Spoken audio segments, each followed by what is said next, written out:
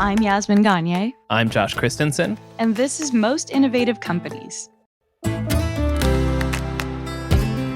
On today's episode, Fast Company Deputy Editor David Lidsky. Rasslin. I'm from the South. That's Rasslin apostrophe, Rasslin. Vuori founder and CEO Joe Kudla. The truth is, the clothing business is a dirty business. And of course, keeping tabs. The head of a super PAC decided to solve a 1,000-piece puzzle and spent that entire week doing it in front of his staff. But first, here's the download. This is the news you need to know this week in the world of business and innovation. First up, Tesla is recalling almost 200,000 vehicles. This comes after Elon Musk's EV car maker found that software instability may cause issues with the backup camera. People who live in cities and have to parallel park are quaking in fear because I cannot park without a backup camera. I can't park with and without a backup camera. Well, you famously don't know how to drive.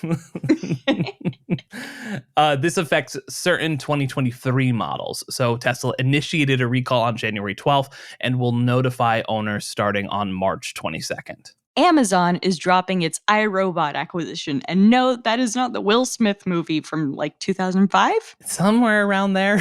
Honestly, I need to watch iRobot again, actually. It really holds up because AI is a thing now. Is it?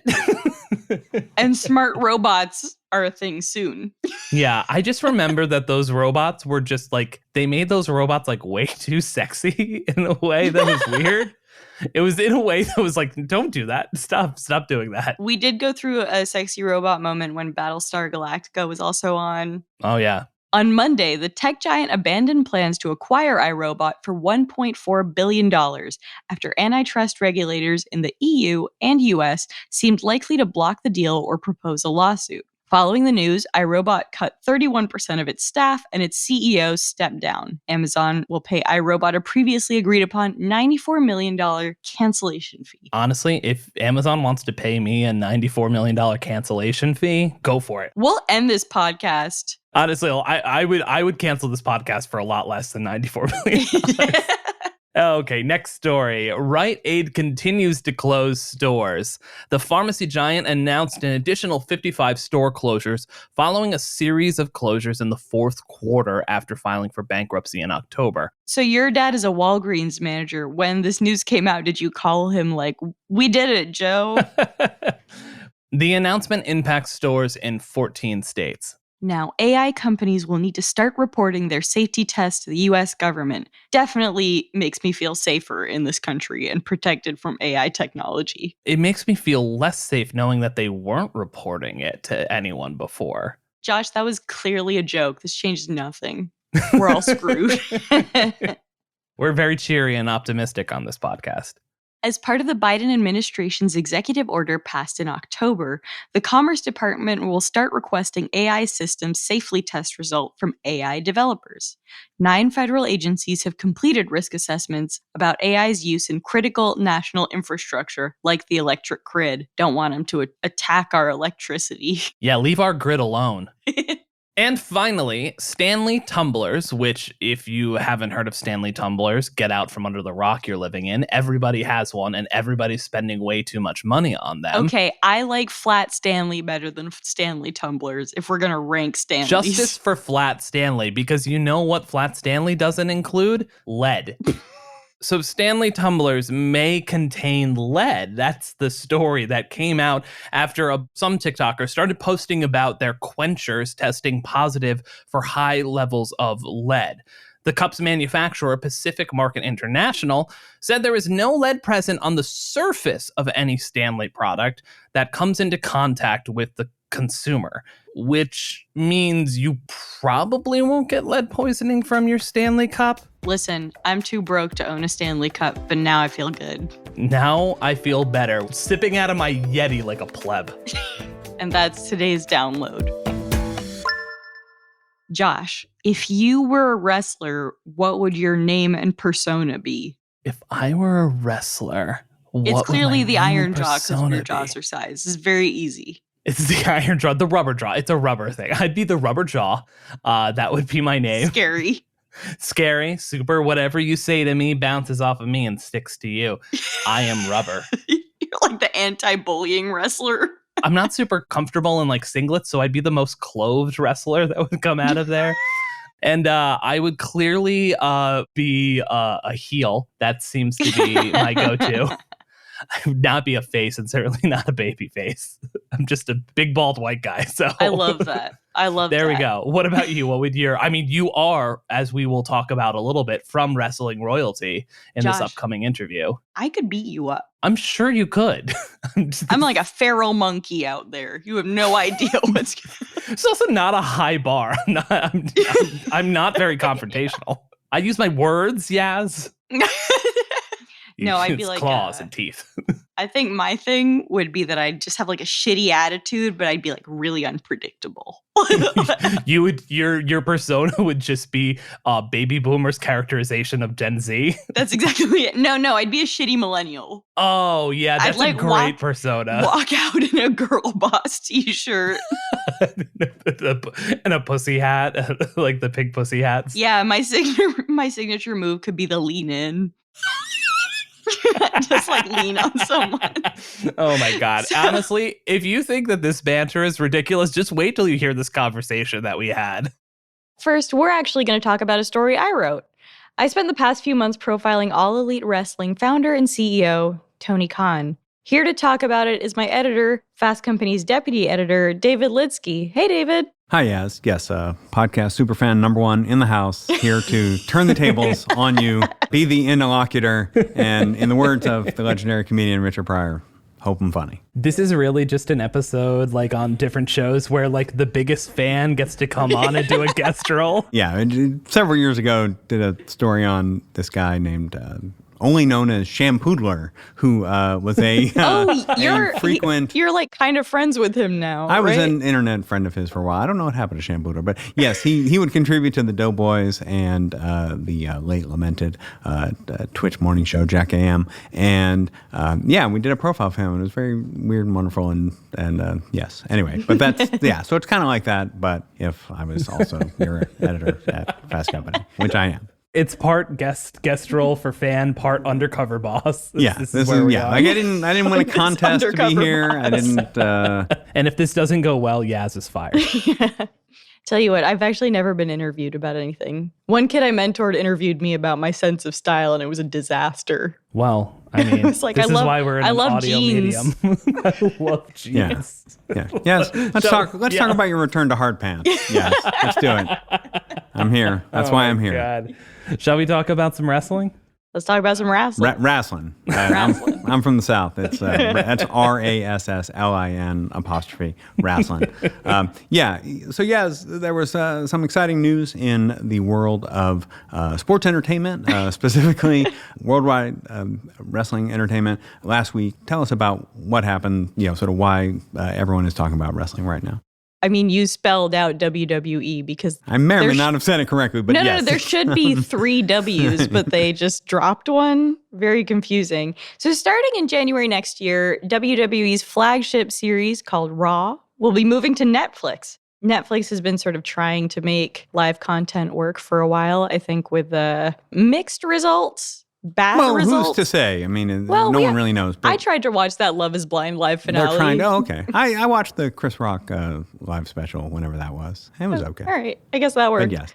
Well, so WWE will still have some streaming shows on Peacock, still has pay-per-view offerings, but now Raw will be on Netflix. Also, and this was kind of in the announcement, but not Actually, I received a talked about separate as much. announcement just about this, but yes. Dwayne The Rock Johnson is joining the board of TKO Group, and TKO Group is the conglomerate that owns UFC and WWE. And the exciting part to me about the Dwayne Johnson news was they're giving him the rights back to the name The Rock, which is apparently owned by WWE, but then he is licensing it back to them for a certain period of time. So as complicated and esoteric a financial transaction as I could possibly imagine, but good for him. His short run as the Stone didn't really work out. The Stone. So this week I wrote a story about an upstart wrestling league that's All Elite Wrestling and its founder and CEO, Tony Khan. But you actually assigned it to me and sort of found the story. Yeah, so I definitely have a history with wrestling, as I alluded to, growing up in the South and in sort of the early cable days. Yeah, the wrestling was on television on what's now TBS every Saturday and Sunday night or evening at 6 p.m. and watched it religiously. Used to watch it with my dad. My dad even took me to wrestling shows and sort of, kind of the very much like the days of sort of smoky, sort of low-ceilinged, sketchy arenas and sketchy people and strange, wonderful, whatever, especially for, kid 7, 8 years old. And yeah, at some point, I think probably around the time, the first year of college, I was like, yeah, okay, that's enough. I've outgrown this. But was always kept a loose, sort of relationship with what was happening in that world. And then, fast forward to, the last few years and when AEW started, definitely, yes, some of my parasocial internet friends were following it, into it, definitely embraced AEW, saw it as a real alternative to WWE. That struck my interest. And then, then they happened to be part of our Brands That Matter franchise in 2022. And sort of off of that, looking, I remember sort of poring over the list, looking for possible story ideas and researching Tony a bit, and just seemed like, oh wow, this guy's a character. I didn't even fully appreciate that, and that definitely sort of started. And then sort of just a serendipitous offer to meet with him last September led to me being like, yeah, I should do that, and try to turn this into a story, and then was talking about it with you, and then what happened after that? So I come from a wrestling family. I was going to say I'm a wrestling... Told me this, yeah. I was going to say I'm a wrestling that definitely errette. one-ups just watching it on television every weekend. But It remains funny that you were into a league called NWA. Yeah, pre-NWA, to be clear. Yeah. But yes. Did not age well almost immediately. National Wrestling Association. It was the Southern Circuit of the then regionalized world of wrestling. So I was about to call myself a wrestling heiress, but I actually have received no money from this. My grandfather, so he's either my great uncle or my grandfather's cousin. Honestly, I've gotten two different answers on this, but we have memorabilia about him, and he's talked about a lot in my family, was legendary wrestler Vern Gagne. So Vern is one of the most famous wrestlers of all time. He was very famous in the 40s and 50s in the ring, and then he founded a big wrestling promotion, AWA, that ran sort of across the Midwest and was killed by the WWE in the end. But some of the wrestlers he trained include Hulk Hogan, Jesse Ventura, the elder Von Erich, and his son Greg was also a wrestler in the AWA, and his grandson, who I have met, is a former minor league baseball player named John Paul. Wow. My only relationship with wrestling, besides like some tertiary watching it as a kid, like WCW, 1990s sort of wrestling, is my first, the first story I ever got aired on NPR when I was starting out in radio was a StoryCorps story about basically like an amateur wrestler. His father was a wrestler growing up, became estranged from his father, and then eventually got into wrestling, and his father's best friend, but sort of like brother, his uncle trained him. And so it was this StoryCorps conversation between the father and the uncle about their relationship to this man, John's father, who then passed away just before they were going to tag team together in a match. And it was really like, do you remember what league? Sad and beautiful. It was the Bronx League. That's it's a local league. It's nothing big. Right. Indie. Yeah, very indie, but it was just something that was passionate. So it was just really beautiful, like father-son story around wrestling. Yeah, it is worth noting my either great uncle or grandfather's cousin Vern had CTE and eventually body slammed his roommate in a wrestling home and killed him. It's basically worth noting that wrestling is just like the most dangerous form of entertainment, probably. Yes. It's not a sport. Yeah, it's not a sport. So we're standing in the office and talking about that I have this offer to meet Tony. We go.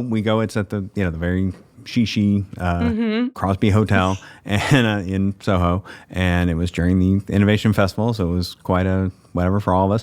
And so what happened when you told Tony who you were? Tony was like, "Oh, you're related to Vern Gagne?" And he was like, "I was talking to a wrestler who was in AWA, and he was talking about the fact that it was this Midwestern family-run business, and they would all golf together on weekends, and that's basically what I'm trying to do." And he just could not. I mean, like, no, he was lit up, and so he like excited. Couldn't believe it, and he just sort of has this quality that I do appreciate because I love when it. I was in I love it. when I was in high school. I was voted most likely to start a story and forget to end it. And I think that a great skill to have in journalism. that is true. I give you that. Never met a deadline. But I will also say, like, yeah, without question, the greatest award ever bestowed upon me. And the truest. But yeah, so he just like circled back to it again and again and again. He just like just could not believe that he was, even a distant relative to that kind of wrestling world greatness was in his presence. I had another call with him, and at the end of the call, he went, "Is everyone in your family really stocky and bald?" And I said, "Yes, Tony." I was like, "Yes, Tony." And then he was like, Vern used to make his wrestlers carry each other up the stairs. And I was like, "Oh yeah, my dad has 4 brothers." And I just recently watched the first Rocky movie, and it has all this sort of like very like rudimentary, like he's, training in the meat locker or whatever. Is it like that? Yes. It was like, oh, it's like strength training. Yeah. Yeah. That's correct. Before we had fitness regimens and gyms. And Vern had a barn in Minnesota that had no heating. Someone should do that. That would be a good trendy new. You have a partner, and then you just carry the partner up the stairs, and then the person carries you up the stairs. And like, it's a great workout. And I was like, it's like $40 for like 30 minutes.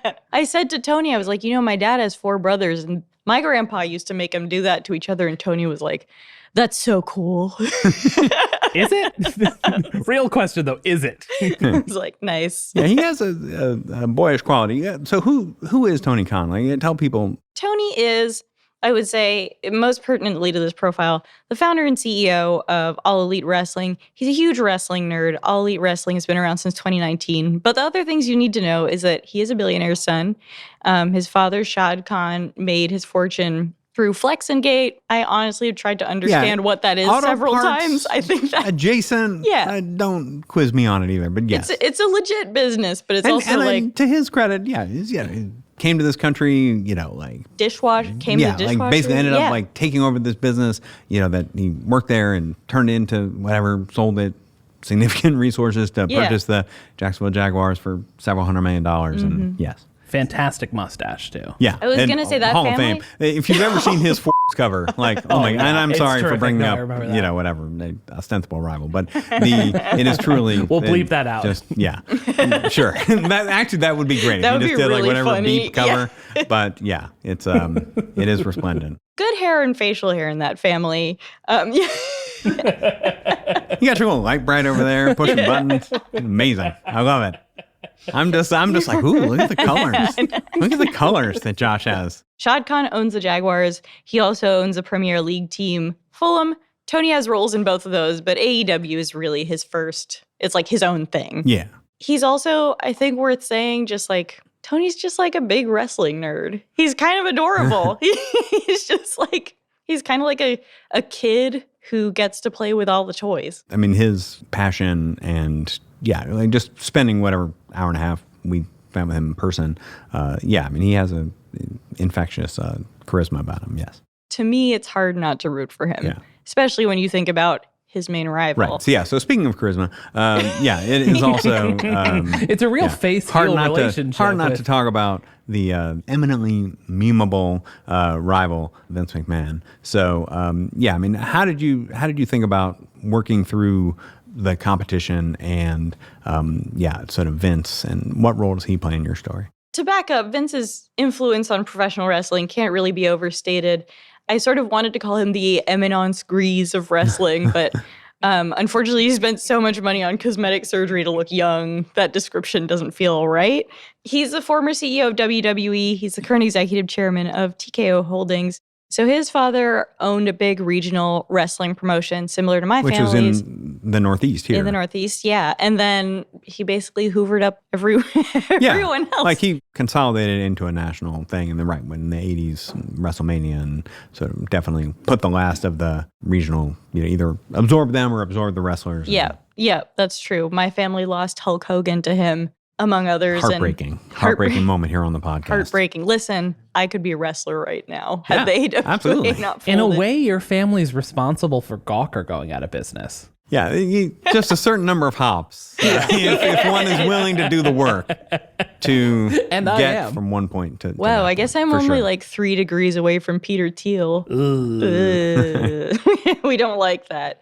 But WWE is totally massive. I mean, today, their business ventures include video games, books, TV broadcasts in some 180 countries, and their programming is viewed by about 1 billion people. AEW is sort of the first credible rival to emerge in the past 20 years. Yeah, I mean, Josh, you mentioned WCW. That was probably the last attempt. So how do you think AEW is different from WWE? It's hard to separate Vince McMahon from WWE. I mean, his son-in-law, Triple H, currently writes the storylines, but it's a super top-down run organization. Wrestlers often have very little say in terms of their characters or what their storylines will be or how they'll be treated. Tony, I think, is a little more collaborative. He also treats wrestlers a little more humanely, although in my story, I think I spoke to Josie Reisman, who is a writer and wrote a great book about Vince McMahon, Ringmaster, about the fact that the bar is kind of on the floor in terms of how well you treat wrestlers. Like, it's hard to say, even if AEW has made an improvement, it's hard to figure out how much credit to give them. There's still room for a lot more improvement. Exactly. Let's say. Yeah. So I think Tony just works a little more with wrestlers. I've spoken to wrestlers like Chris Jericho, who's kind of a legend in the industry, who worked at WWE and at AEW. I think he works a little more with them to craft their storylines. I think he treats people a little better. I think it's basically just run in a nicer way, if that makes sense. Yeah. And do you think like that's part of what fans are responding to, or? I think that's part of it. I also think, Tony is a wrestling nerd, and I think he brings this like enormous amount of reverence and awe and respect when it comes to sort of crafting these storylines or creating programming. I think fans can see that. They've also done a great job recruiting talent. I mean, I think MJF is one of AEW's biggest stars, and he's kind of a homegrown talent. And I saw him. I went to an AEW wrestling match, and he has an unbelievable amount of charisma in the ring. And I think fans can see that the programming is, I hate to use this word because it's almost meaningless, but it feels authentic. It feels like something made for them. I think Vince McMahon is known for some pretty insane programming decisions. I mean, I think back to like, the amount of wrestlers who have like died, in the ring. Because, effectively because of his decisions. I don't know if those were in the script, but yes. Josie Reisman made a point that I really liked, which is that Tony Khan could almost be seen as a natural successor to Vince McMahon in the sense that he took everything that Vince McMahon had built, took that inspiration, and sort of tried to build upon it. Vince McMahon has cut down anyone who could have taken over from him. And he's in his, I think, late 70s and still controlling everything. And it's sort of like AEW just feels like it's sort of taken things a step further. Tony also just listens to his audience. I mean, for better or for worse, he's got Twitter fingers. Yeah, he's extremely online. As I alluded to, Vince is a meme, and you see Vince memes all the time. But like Tony's in there, in the arena, as it were. You want to know something kind of embarrassing? I knew who Vince McMahon was. I had read about him, but actually, I think it was only when I was reporting this story that I sat down, looked at a photo of him, and I was like, that's the meme guy. Like, I totally didn't put two and two together. Yeah. I suppose if you don't actively watch WWE, you probably, wouldn't necessarily need to know. For the best to not have that be in your It is an unforgettable baggage. face. It's also changed so much over the years. True. Maybe that's why you didn't recognize him. It's crazy. So what's next? So we have this news, WWE big contract, $500 million a year, for maybe a decade. AEW is also looking for a new rights deal. What do you think is going to happen? AEW is just looking for a home for its content. Tony's made a bunch of acquisitions, including things like the Ring of Honor, which was another league. So he has both live shows that he wants people to watch. This has been Tony's dream for a really long time. When he started doing e-wrestling age 12, he came up with the name Dynamite for his shows, and AEW Dynamite is on TV now. So he needs a home for Dynamite. He also needs a home for all this archival footage that he's found. He's shopping it around. What I would say is the Netflix deal with WWE is not necessarily bad for AEW. It may even show that AEW is actually worth quite a bit of money. Yeah. Or sort of increase interest in it. This gives, for Netflix, I think the intent is one, it's like a lot of content. Netflix has, I think, of late largely been built on messy drama reality programming, and what is wrestling but just a year-round reality show filled with messy drama. Soap opera for boys. Yeah, I mean, I think that another streamer who was arguably willing to pony up even, whatever, $100, $200 million, I have no idea what they're going for, like that would be a pretty good deal as far as that goes. And yeah, and could give Tony that opportunity to compete on a global scale, which at this point haven't been able to do, right? WWE being part of the Netflix ecosystem is great for them because they can have tons of spin-off shows, whether that's, wrestlers getting their own reality TV show, wrestlers becoming movie stars. I think AEW is looking for something similar. And actually in January, MJF, one of AEW's biggest homegrown stars, was in the Iron Claw in December. Sorry, movie came out in December. So I think they're sort of looking for a similar deal. Well, it was a lot of fun to do. I hope people go check it out. Please read. fastcompany.com. Please read it. Yeah. Please read. Please subscribe. Please follow us on YouTube, where you can now get our podcast. To the Gagne extended family, I know I'm going to get some emails fact-checking me at the end of this, and Memir will give you a call later. We're going to take a quick break, followed by our producer Blake Odom's interview with Vuori founder and CEO Joe Kudla.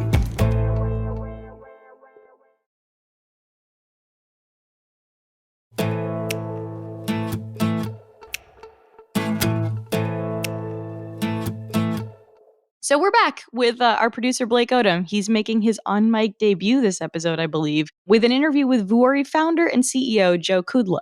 Hey, Blake. Hey, Yaz. Hey, Josh. How y'all doing? What were some of your favorite parts of the conversation? For me, when Joe was honest about sustainability in the clothing industry, the line that stood out to me the most was that the clothing industry is a dirty job or a dirty industry when it comes to sustainability. And he doesn't like the terminology used for sustainability.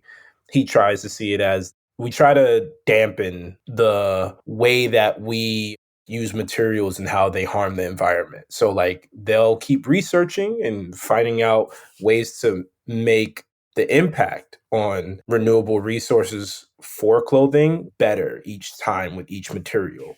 And also make sure that the consumer doesn't notice. He tries to make it a softening blow. Well, I'm excited to hear the context of that. I know we heard the clip in the opening that clothing is a dirty business, which I think is a fun way to put it, and I think not something everyone wants to hear. Yeah. So how did you start this conversation with Joe? Set it up for us. I started by asking Joe about the company's $4 billion valuation. Its most prominent investor is SoftBank, who is most famous for funding WeWork, which is not exactly a success story. I played sports growing up, and so I was always intrigued by apparel that you would use for working out and playing sports. After I graduated from college, I had an opportunity to work as a model, and my friends loved to poke fun at me for that experience. But that was the first time I got a glimpse behind the curtain at the fashion industry and started getting really intrigued by how designers worked with textiles and built collections. And I was somebody who just played sports. I'd never nurtured a creative bone in my body. I'd never taken a design class, but I was just always fascinated by design.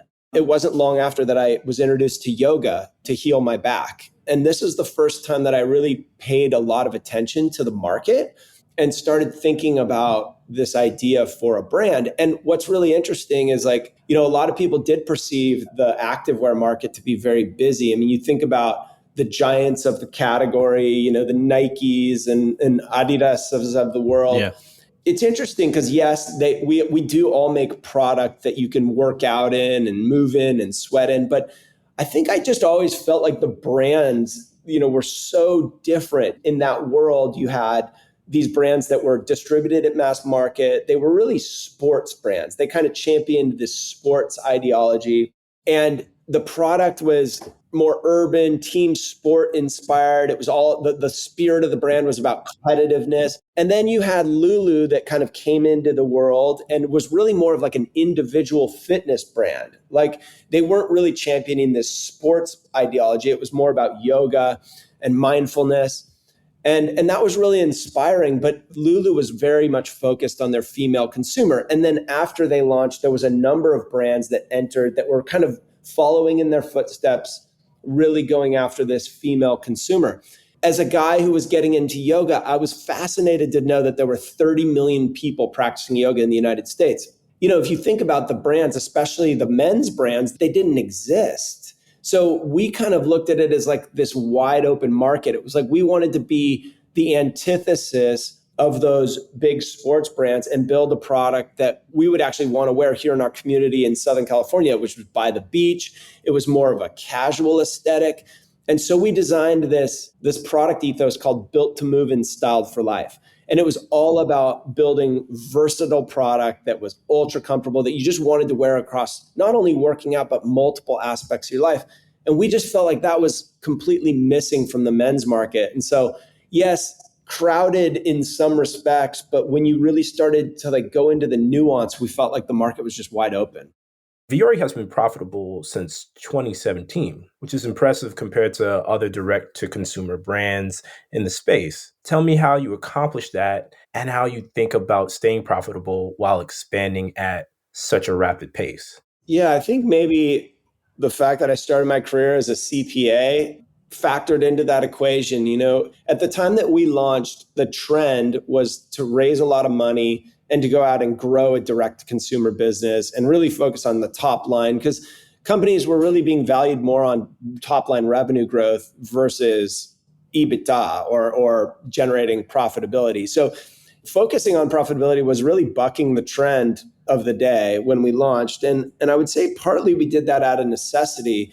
I wouldn't say a super skillful fundraiser. I hadn't started a successful apparel brand, and I had actually never worked in apparel before. I was a finance person with a vision and a dream for this category. And, at the time, really, the trend was really that of cutting out the middleman and going direct to consumer and leveraging some form of tech, to build your business. Right, yeah. That didn't register and make a lot of sense to me, because at the end of the day, we were a clothing business, and our vision for clothing was just to do something differentiated. It was a differentiated product, and it was a differentiated brand, and with hopefully a differentiated culture.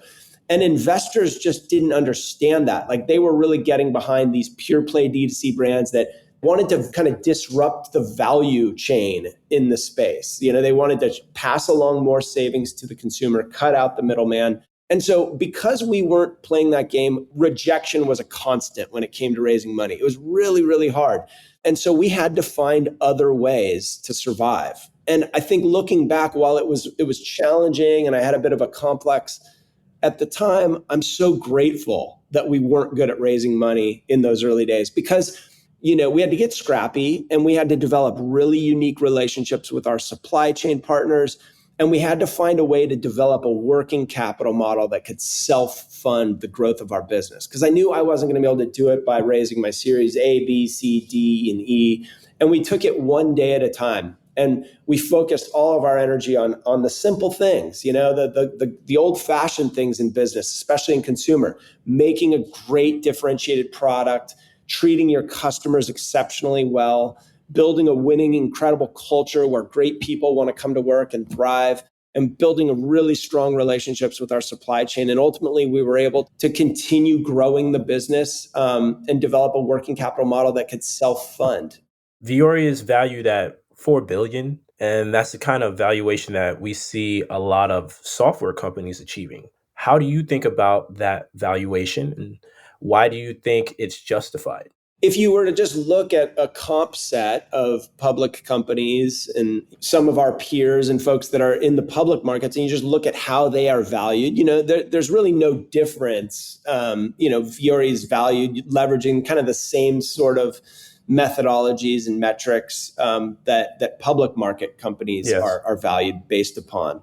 Beyond brick and mortar, what have been your most successful marketing strategies? I know that personally, I've seen Vuori products being advertised on comedic podcasts. I've seen it on Two Bears, One Cave, YMH, things like that. So what has, in your opinion, been Vuori's most successful marketing strategies? What's important is that you organize yourself in a way that you can be nimble.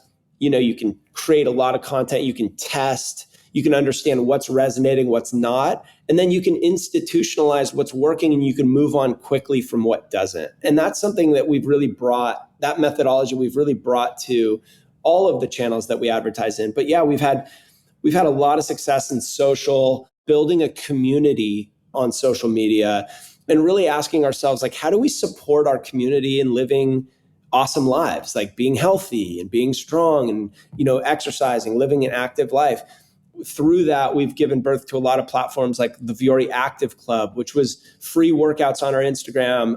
We started that during COVID because everyone was at home, and that continues today. We have Friday Fuels, where we're sharing like awesome recipes on how to eat healthy. We work with a number of athletes and kind of more nationally recognized folks to tell their stories. But we also work and just share the love with our community of trainers that we're aligned with. We have what's called our V1 community, and it's a number of personal trainers and yoga and health and wellness instructors that live around the United States. And we celebrate them through our social channels and really create a community. We've advertised on a number of podcasts and found our customers where they're listening. It's taken a lot of testing and learning to do that.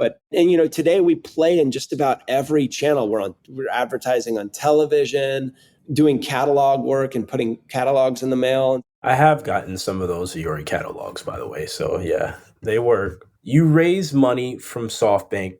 Other notable SoftBank investments have been WAG and WeWork, which didn't totally pan out. What can you say about the process of working with them? And were you nervous to take on that much capital? Well, I think what's deceiving is like a lot of people perceived us as raising $400 million that would go to the company that we would use for growth. The company, it was unique in the sense that, we didn't need capital when we raised that money. And so that money actually went to shareholders and it was called secondary versus primary. Primary capital goes to the company for growth. Secondary capital is just providing liquidity for shareholders. So 100% of that $400 million went to shareholders. A lot of our investors were friends and family of ours that invested when the company was operating out of a garage. The company was valued at a very little amount of money at those days. And so we had an opportunity to, provide some liquidity and a return on investment for a lot of those shareholders. And that's what we accomplished with SoftBank. They've been great to work with. They've been hands-off for the most part, but helpful when we need help. As the brand has been expanding internationally and specifically in Japan, SoftBank's been really helpful in making key introductions, helping us think through the best approach for the market and building some awareness for us. Viore has expanded its brick and mortar presence over the past couple of years. I've read that the company's hopes to compete with the likes of Lululemon. What do you think about expanding your brick and mortar presence and competing with a Nike or a Lululemon? We very much stay focused on what we can control, and that's the Viore brand. And we hope that we will be competitive with the best in class brands in our category. But vertical retail for us has been such an awesome strategy. Every store that we open, we ask ourselves the same thing. It's like, how can we add value to the communities we serve? How can we build authentic relationships? How can we invite them in an authentic way, host events together, raise funds and stand in support of local causes? And then innovating and building world-class product. Of course, we can't ever overlook the importance of product. We are very much a product-first company, but focusing on those things that are within our control, I think we've got a really good chance of becoming an iconic world-class global brand. On your website, you state that Bliss Blend is made from 75% recycled materials. How do you incorporate sustainability in your manufacturing process? The word sustainable is one that I struggle with. Since the early days of our brand, we've always tried to be responsible and lessen the environmental impact that we have when we operate. But the truth is, the clothing business is a dirty business. And what's important to us is to try to make responsible choices where we can. We're not perfect, but we have a mission to try to convert all of our materials to recycled, organic, or bio-based. from the early days, like a lot of our big core programs are made from recycled materials. Bliss Blend, as we launch new innovations, oftentimes we will try to make sure that they're made from recycled or organic materials. I think when you look towards the future, there's some really exciting things happening in the bio-based world. And so you're going to start to see a lot of these synthetic materials that are typically derived from petroleum shifting to being derived from plant sources and other more bio-based organic sources. So it's an exciting time in our category, but we always try to prioritize, those types of decisions. We operate our business plastic neutral or carbon neutral, but by no means are we perfect. We've got a long ways to go. By saying that you're switching, right? Or like transitioning, because like Viore is made from like some of the products made from like seashell material, which is like a biodegradable fiber that's made from like trees and seaweed and stuff. So how much is using that material like key to the process of making Viore clothing? When we launch a new product, our goal is to always source a fiber or a textile that's made from recycled or organic materials. That's always our goal. We can't always achieve that goal, but we always try to do our best. Sometimes we'll launch with a conventional polyester or a conventional nylon, but then we have a goal to work through our innovation team to convert that fiber and to convert it to a more quote unquote, like less impactful fiber or textile. Every textile we work with, we grade as like harmful or less harmful. And we calculate the carbon footprint of these textiles. And so on this kind of journey, we're always looking to improve. And every year we set goals to try to improve. So what I was talking about with respect to evolution of products is like, if there is something that's made from a conventional kind of petroleum-based product, we will have goals in place to try to evolve it while also kind of matching the quality, the comfort, and the hand feel of that original textile.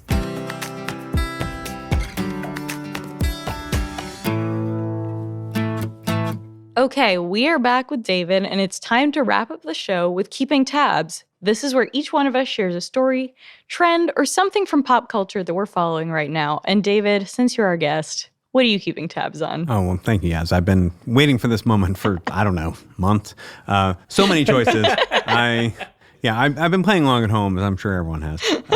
So I did a personal... DM us your keeping tabs, people. Oh, please. That would actually be great. Yeah, I would love that. I did like a personal like Final Four style bracket to sort of winnow this down. So I want to thank SoftBank for playing Super Bowl ad season and my year of hate, which was previewed on this very podcast. Yes, you may have heard on our New Year's resolutions. I'm David Litsky, deputy editor at Fast Company. My New Year's resolution is to consume only media that I hate and see how it changes me as a person. Inspired by Shonda Rhimes. Yeah. Oh, it is happening. So I am keeping tabs on two amazing conspiracies. So one is NFL related, and that are the people who think that the National Football League is scripting the season and, sort of architecting sort of who will be in the Super Bowl, win the Super Bowl for maximum, ratings effect. So funny. So they think, of course, the Chiefs have, proceeded, as far as they have because of Taylor Swift and, having her at the games. And so the networks can show her in the luxury box 7,000 times. Then they're the people who are now parsing the color choices for the Super Bowl logo, looking at past Super Bowl logo color choices and seeing in them, the indicator of the already determined outcome. Just great stuff. And who do they think is pulling the strings at the end of this? It's Roger Goodell, of course. Yeah, right. It has to be. Roger Goodell is the oncoming storm. It's just amazing. And a conspiracy of this scale would be truly the most significant scandal in American history. and the thousands and thousands of people that would have had to be looped into this and then sign off on it and then never leak it. It just real moon landing filmed in TV studio level, Joe Rogan, hour 3 level stuff. Amazing. Hour 3 Joe Rogan level. So yeah, no, it's true. Honestly, it's gotten to the point where the NFL started making commercials mocking the idea of it, which if it is actually true. Yeah, that's just to throw. That's just to throw off the scent, of course. I mean, what would you expect them to do but to lean into it in a way to confuse you? Yeah. So then the second one, of course, is this is a result of the Year of Hate project and my time in the right-wing fever swamps that I've been wading into. And this is the conspiracy emerging that basically President Biden is only going through the motions of seeking re-election for president. And he's just basically looking for that perfect on-ramp to have a pretext to step away so that Michelle Obama will then step in heroically and be the standard bearer and just hits every single note for right-wing, bogey woman, I guess in this case, scaremongering. This, again, will never happen, but it's very exciting to watch these folks. Again, shout out to Patrick Bet-David, who I'm new. Really spending a lot of time listening to Patrick Bet-David, who I had never heard of 6 months ago. No idea who that person. No. Megyn Kelly, a lot of Megyn Kelly. Oh God! And she's anyway, atrocious. but so it's very exciting to watch folks melt down and pondering all the particulars for how this is going to play out. And I really can't wait for it not to happen, and then for all of these people to either just memory hole it, pretend that they never explored this theory, or to then have to, much better would be for them to then have to post facto rationalize why this didn't happen, which would really be the outcome I'm looking for. But so those, I know y'all like drama and conspiracy, we like whatever. that. So I wanted to come with whatever. And So actually, here I am. on the Daily Mail today, there is a headline: Travis Kelce admits his Wes Anderson-style pregame fit was his audition to star in the famous director's movie. He's a paid actor. He's a paid actor. He's a paid actor. Yeah, it's just industry plants all the way down. I'm going to say, he's a paid actor insofar as he was on SNL. And he aspires to be a paid actor. Yes, in that sense, without question. He's more charismatic than Gronk, that's for sure, in terms of tightness. His brother looks like he's got a promising media career in the near future. Their podcast is very good. Their podcast I know it is doesn't funny. fit into the Year of Hate, but it's very good. I have to admit, I haven't consumed the Kelsey's podcast, but yes. Josh, Okay, let's move on. what are you keeping tabs on? Oh man, I had such a hard time coming up with one that I thought was going to match David's output here, which clearly we went through. But I think I got to do the sort of regular thing that I'm sure is exploding on Twitter right now. We're recording this a little bit earlier than when we usually do for those. But so as of today, when we're recording this, a week ago for you all listening to this, Jon Stewart's coming back to The Daily Show, which is, I think, both not permanently. Not permanently, just Mondays and through the election season. And it's probably a good win for The Daily Show, which was having the hardest time finding a new host. But it seems like a Band-Aid for The Daily Show, but happy to see Jon Stewart back. Yeah, to get the Rachel Maddow treatment, I guess. That's the... I guess so. It's the exact same deal, basically. But it's weird. I don't think you can turn the clock back that way, but whatever. They had to do something, though. I'm glad we didn't get Hassan Minhaj. And I want more Muslim people out there. But we weren't putting forward our best. That's a hot take. Wow. That's a hot take. Although, to put a button on this whole thing, I mean, Lorne Michaels is either the same age or a year older than McMahon. Yeah. I mean, it's a similar case of this impresario who will just not let go.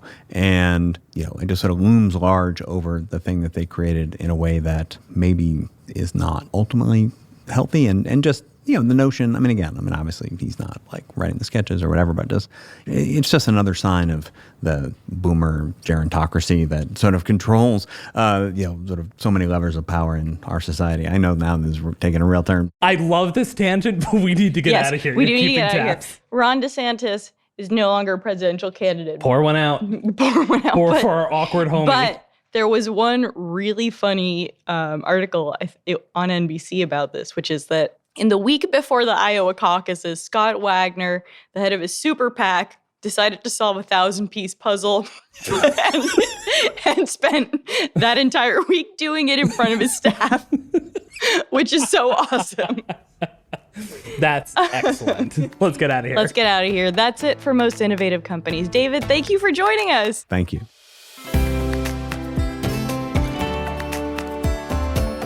Our show is produced by Avery Miles, Blake Odom, and Julia Shu. Mix and sound design by Nicholas Torres, and our executive producer is Josh Christensen. Remember again to subscribe, rate, and review, and we'll see you next week.